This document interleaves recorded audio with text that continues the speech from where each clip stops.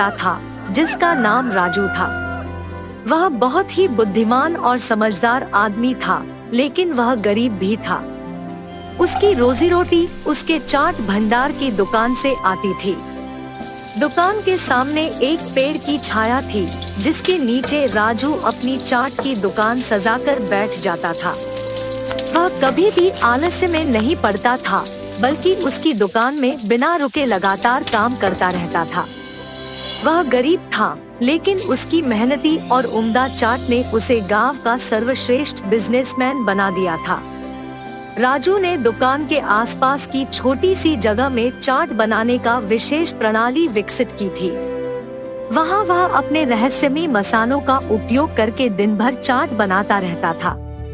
वह जानता था कि उसकी चाट में उसके मसालों के अलावा भी कुछ खास बातें होती है, जो उसकी चाट को अन्य चाटों से अलग बनाती है। उसकी दुकान के आसपास खड़े गांव के लोग उसकी चाट का स्वाद लेने के लिए कातर होते थे। गांव के लोग उसके चाट की दुकान के लिए जाने वाले थे, क्योंकि उसकी दुकान में वो खासियत थी जो किसी अन्य जगह पर नहीं मिलती थी। राजू की दुकान पर हमेशा भीड़ लगी रहती थी। वह अपने चाट और पानी पूरी के साथ एक खास मसाला मिलाता था, जिसके बिना चाट का स्वाद अधूरा लगता। उसकी दुकान के सामने की सड़क पर बच्चे, युवा, बुजुर्ग सब खड़े होते थे। उसकी दुकान की ओर देखते ही मुंह में पानी आने लगता था। राजू की विशेषता थी उसके रहस्यमय मसालों में।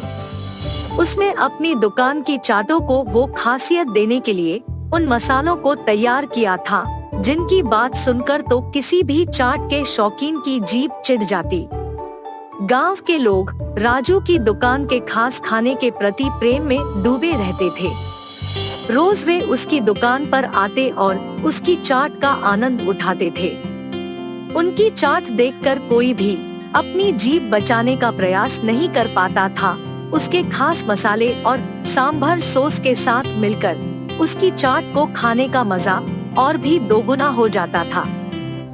एक दिन राजू ने एक नया आविष्कार किया। वह अपनी दुकान पर दही वड़ा की जगह पर पेप्सी वड़ा पेश करने लगा।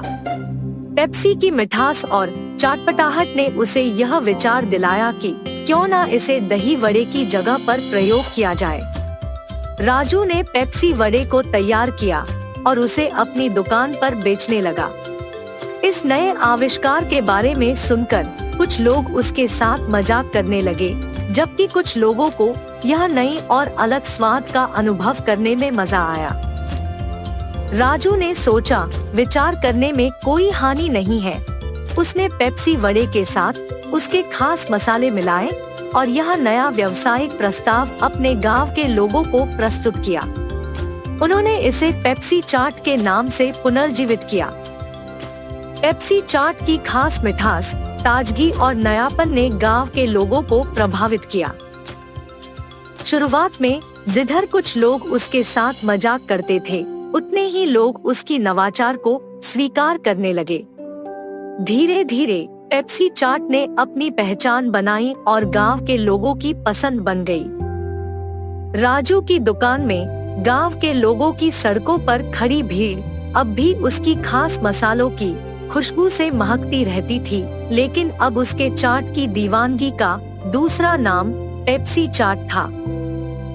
राजू ने दिखाया कि नए आविष्कार से नई राहें खोल सकती है, और जब तक आप मेहनती हैं और अपने काम में नयापन डालते हैं, सफलता कभी दूर नहीं होती।